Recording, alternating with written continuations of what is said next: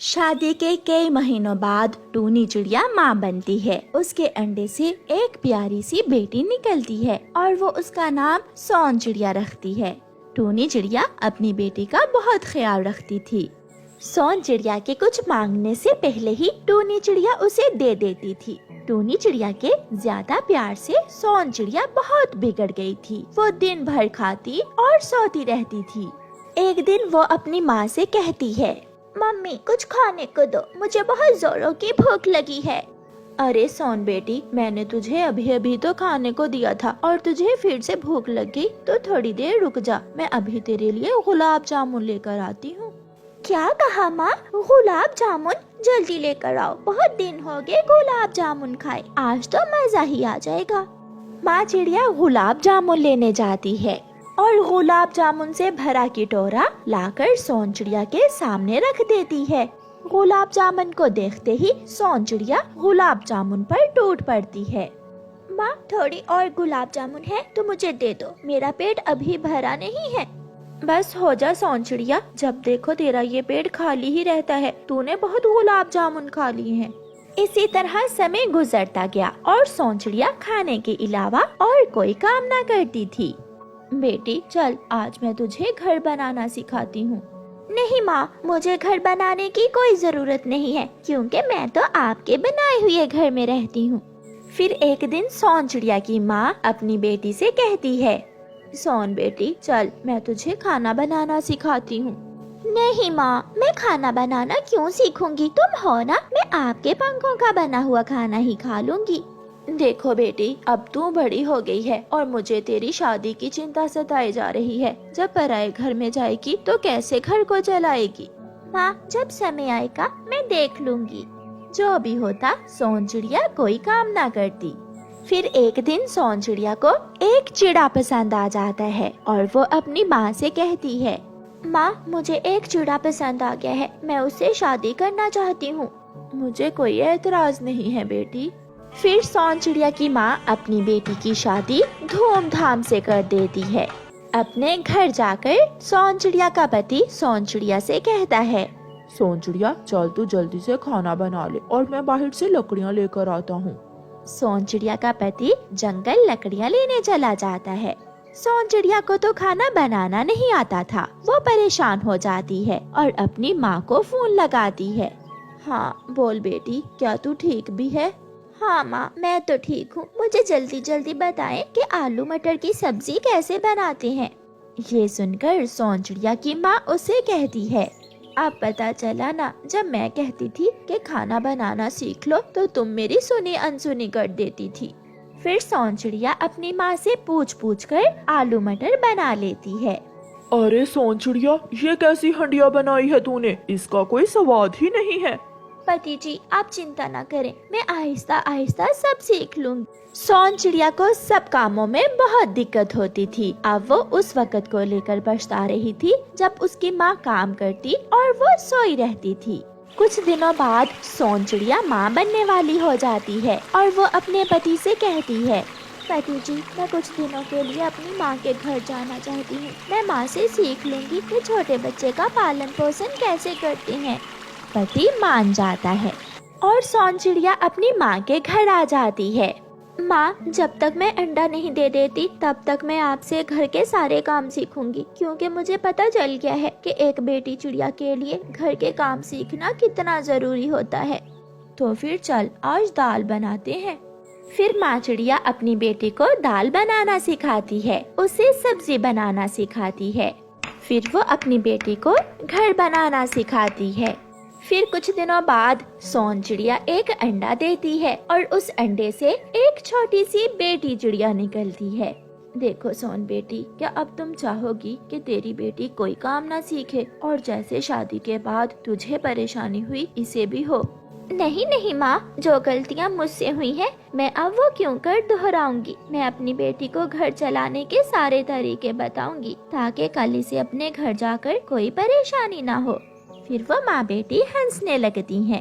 और सोन चिड़िया अपनी बेटी को लेकर अपने घर चली जाती है। प्यारे दोस्तों, इस कहानी को लाइक, अपने दोस्तों के साथ शेयर और चैनल को सब्सक्राइब करना बिल्कुल मत भूलना। आपका धन्यवाद। अपने बच्चों का दाना ढूंढते ढूंढते छोटी चिड़िया इंसानों की बस्ती तक पहुंच जाती है। किसान और उसकी पत्नी खेत में काम कर रहे थे।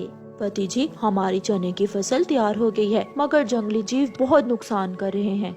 जंगली जीव और पक्षी भी, पक्षियों ने सारी फसल उजाड़ दी है। चिड़िया किसान और उसकी पत्नी की बातें सुनकर वहाँ जाती है। माँ जी, अगर मैं आपकी फसल की रखवाली करूँ तो बदले में आप मुझे दाना दे देना। चिड़िया, तुम्हारी बात ठीक है, हम बहुत परेशान हैं। हम जैसे ही घर जाते हैं जंगली जीव फसल बर्बाद कर देते हैं। तुम हमारे खेत की रखवाली करो और हम तुम्हें बदले में दाना दे दिया करेंगे। ऐसे चिड़िया किसान के खेत की रखवाली करने लगती है। किसान और उसकी पत्नी निश्चिंत होकर घर चले जाते और चिड़िया एक ऊंचे पेड़ पर बैठकर जोर जोर से घंटी बजाती रहती। घंटी का शोर सुनकर कोई भी पक्षी या जंगली जीव किसान की फसल की तरफ ना आता। कालू, चलो, मुझे भूख बहुत लगी है। सुना है किसान की चने की फसल तैयार है, आज किसान के खेत में जाकर पार्टी करते हैं। दाना, चोरी का दाना खाने में तो मजा ही कुछ और है। वो दोनों पति पत्नी किसान के खेत की तरफ जाते हैं। वो जाकर बीज खेत के बैठ जाते हैं। चिड़िया भी कौवों को देखकर वहाँ आ जाती है। कौवो, जाओ, भागो यहाँ से, मैं इस खेत की रखवाली कर रही हूँ। चिड़िया, हम भी पक्षी, तुम भी पक्षी, क्या तुम हमें किसान के खेत से दाना नहीं खाने दोगी? 2 दाने लो और चले जाओ, मैं तुम्हें सारी फसल खराब नहीं करने दूंगी। कौवा कहते हैं मुझे, जो दिल में आता है मैं करता हूँ, जो दिल में आता है मैं वो खाता हूँ। चल गोरी, देख लूँगा मैं। गुस्से में कौवा और कौवी वहाँ से चले जाते हैं और चिड़िया फिर से ऊंचे पेड़ पर बैठकर घंटी बजाने लगती है। शाम को चिड़िया अपने बच्चों के लिए दाना लेकर घर चली जाती है। कालू जी, उस छोटी चिड़िया ने बहुत बेइज्जती की है मेरी। अब अगर किसान का पूरा खेत बर्बाद ना किया तो मुझे सुकून नहीं मिलेगा। होगा, किसान का पूरा खेत जरूर बर्बाद होगा। चलो, रात हो गई है, बोरी उठाओ और किसान के खेत से फसल चुरा कर लाते हैं। कौवा और कौवी अपने घर से निकलते हैं और सीधे किसान के खेत में जाते हैं। वो किसान के खेत से चने तोड़ तोड़ कर बोरी भर लेते हैं। कालू, बोझ ज्यादा हो गया है, बस करो, बाकी का काम कल करेंगे। कौवा और कौवी फसल चुराकर जंगल वापस चले जाते हैं। सुबह हो जाती है। किसान की पत्नी जब खेत में आती है तो आधी फसल बर्बाद हो चुकी थी। चिड़िया भी आ जाती है। चिड़िया, ये क्या हुआ? किसी ने सारी फसल बर्बाद कर दी और तुझे पता ही नहीं चला। माँ जी, कल दुष्ट कौवे आए थे, मैंने उन्हें खेत से भगा दिया। ये काम उन्होंने ही गुस्से में किया होगा, मगर आप चिंता न करें, मैं उन्हें पकड़कर ही दम लूंगी। अगर जाल की जरूरत है तो वो मेरे पास है। माँ जी, आप मुझे एक मजबूत जाल और एक रस्सी दे दें, बाकी का काम मैं खुद कर लूंगी। फिर चिड़िया किसान की पत्नी से एक मजबूत जाल और एक लंबी रस्सी ले लेती है। शाम होते ही चिड़िया वो जाल चने की फसल में लगा देती है और छुप कर बैठ जाती है। अगर आज कौवे आए तो बचकर नहीं जाएंगे। माँ, तुम अचानक, सब ठीक तो है? गोरी बेटी, तेरे भाई ने भेजा है, अगर घर में अनाज है तो मुझे कुछ दे दो। सासू माँ, ये एक बोरी चने की हम रात ही चुरा कर लाए थे, ये ले जाओ। कालू, अगर ये बोरी अनाज की माँ को दे दी तो हम कल क्या खाएंगे? माँ, तुम ऐसा करो, आज रात हमारे साथ चलो और आज रात हम सब मिलकर किसान के खेत से 2-4 बोरी अनाज की चुरा लेंगे। तो फिर मैं अभी तेरे भाई को बुला कर लाती हूँ। गोरी की माँ जल्दी से जाती है और अपने बेटे को बुला लाती है। गोरी दी, जीजा जी से बड़ा चोर हूँ मैं। ये तो खेत में ही जाकर मालूम होगा कि कौन बड़ा चोर है। फिर रात हो जाती है और सारे कौवे मिलकर चोरी करने जाते हैं। वो कौवे ये नहीं जानते थे कि आज चिड़िया ने खेत में जाल लगा रखा है।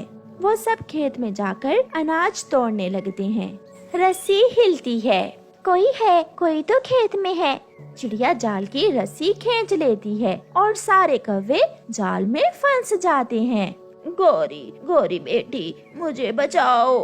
माँ मैं कैसे बचाऊं, मैं तो खुद जाल में हूँ। मैं भी गौरी बहन, मैं भी पकड़ा गया।